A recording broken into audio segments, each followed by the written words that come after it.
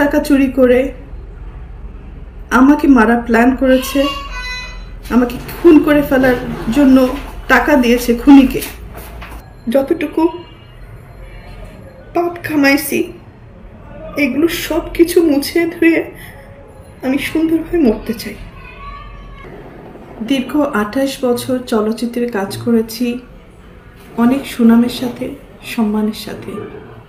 কোটি কোটি দর্শকদের ভালোবাসা পেয়েছি, ইন্ডাস্ট্রির মানুষের ভালোবাসা পেয়েছি। কিন্তু এই মুহূর্তে আমি ক্যামেরার সামনে কথা বলছি একজন ব্যর্থ মানুষ হিসাবে। ব্যর্থ মানুষ বলছি এই কারণে, সবার মন জয় করতে পারলেও দীর্ঘ 28 বছর আমি যাদের জন্য কাজ করেছি, যাদেরকে এই হাতে লালন পালন করেছি, তাদের কাছে আমি অযোগ্য একজন মানুষ। তাদের মন মতো চলতে পারিনি,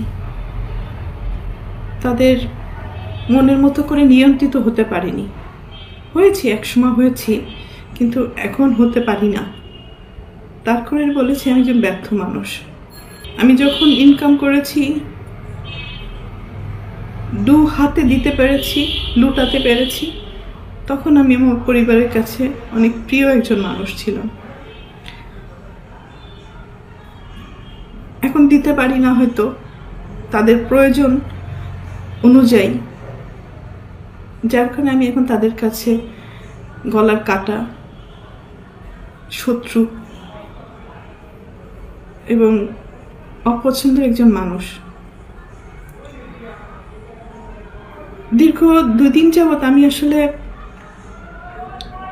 দেখলাম যে আমার পরিবার কতটা নিচে নামতে পারে, কতটা হীন পরিচয় দিতে পারে, কত হিংস্র ব্যবহার করতে পারে, কত নোংরা শব্দ ইউজ করতে পারে।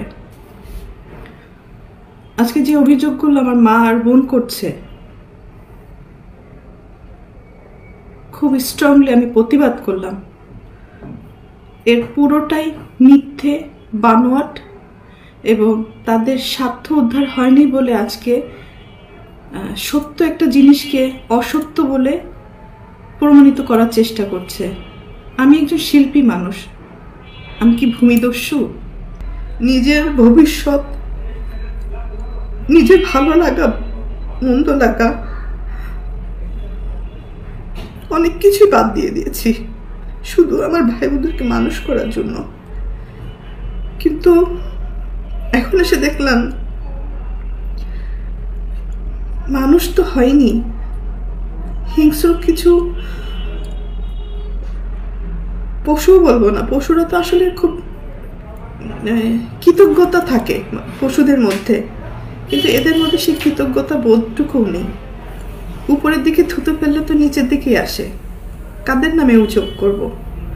অভিযোগ তো আসলে করে বাইরের লোকদের মানে নামে। আর আমি যেহেতু আমার ভাই বোনদেরকে, আমার বাবা মাকে অনেক ভালোবাসি, যার কারণে আমার জীবনে আমি অনেক কিছু ফেস করেছি তাদের দ্বারা। নির্যাতিত হয়েছি, লাঞ্ছিত হয়েছি, অপমানিত হয়েছি। নিজের এত বছর যে আমি ইন্ডাস্ট্রিতে ইনকাম করেছি, তারা আমার সাথে বেইমানি করেছে। আমার সমস্ত অর্থ আমার কাছ থেকে নিয়ে নিয়েছে। আমার টাকা দিয়ে কেনা সয় সম্পত্তি কোনো কিছুই আমার নামে ছিল না, আমার প্রত্যেকটা ভাই বোনের নামে ছিল। আমার অ্যাকাউন্টগুলো শূন্য ছিল, এবং আমার গাড়ি, শুধু আমার দেহটা ছাড়া আমার কোনো কিছুই আমার ছিল না। সব কিছুই তাদের আন্ডারে ছিল, আমিও তাদের আন্ডারে ছিলাম। তো একটা পর্যায়ে এসে মানুষের জীবনে বেঁচে থাকার জন্য কিছু না কিছু প্রয়োজন হয়। তো বেঁচে থাকার মতো শুধু আমার জানটা ছিল হয়তো। তো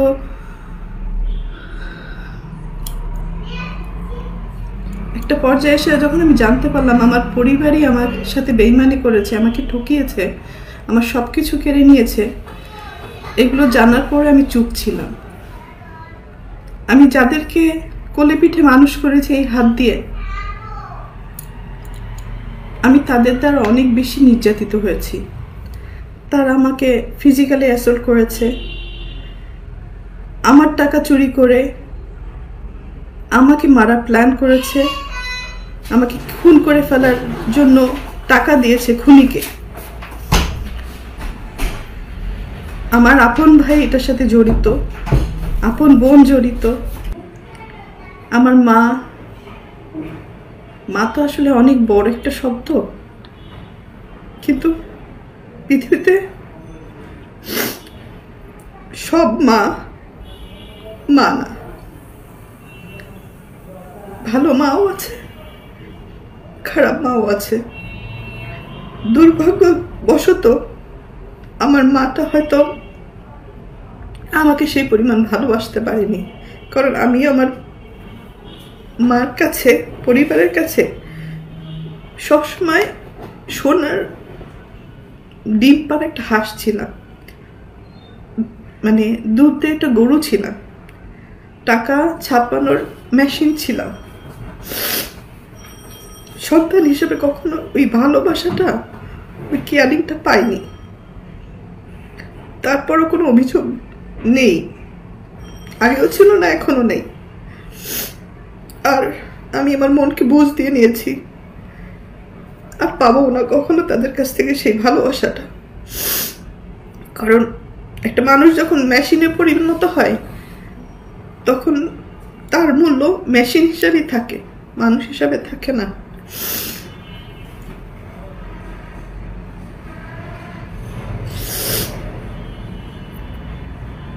আমি আর কতদিনই বাঁচব, যে কদিন বাঁচতে চাই একটু সুন্দরভাবে বাঁচতে চাই, একটু ভালো থাকতে চাই, একটু ভালো খেতে চাই, আল্লাহ খুদার নাম করতে চাই। আমার ফ্যামিলির কারণে আমি যতটুকু কাজ করতে যে মানুষের গালি খেয়েছি, যতটুকু পাপ কামাইছি, এগুলো সব কিছু মুছে ধুয়ে আমি সুন্দরভাবে মরতে চাই। এটা যদি আমার জন্য অপরাধ হয়ে থাকে, আমি অপরাধী ভাই, আর কিছু বলার নেই আমার।